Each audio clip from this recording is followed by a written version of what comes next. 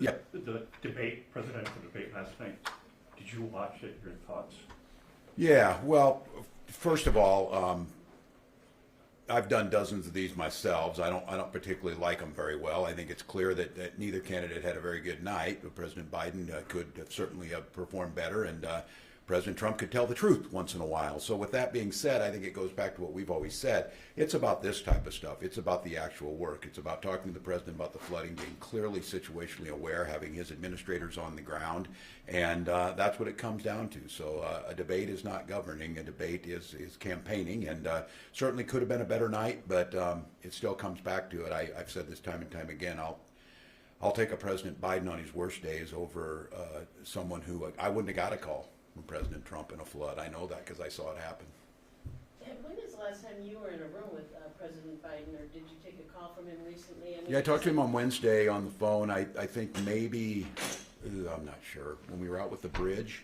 I was in D.C. for National Governors Association. Was there? That was back in February. And what were your impressions of him? He was fine. He was fine. He could stay up later than me. I noticed that. I left early on that. I'm not much of a night guy.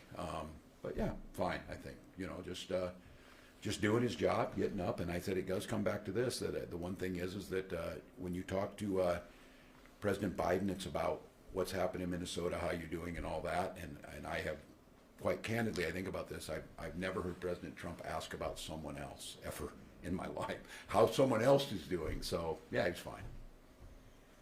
Well, how bad would it have to get before you'd... Look, we don't abandon our folks. I said we probably take a lesson from the Republicans. They won't abandon their folks on 34 felony charges. President's still delivering. If I thought the president wasn't in a place to be able to talk to me about the flood, to understand what we were going through, to understand the process of what it would take, to hear me when I said, look, I'm going to get this into you and all that, if that were the case of this, I would certainly be the first person to raise concerns, but that's not happening. The governing piece of this is happening. The people surrounding him are doing the work they need to do, and that's what I care about. All right, let's wrap it there. Thanks, folks. Thanks, everyone. Thanks, Claire.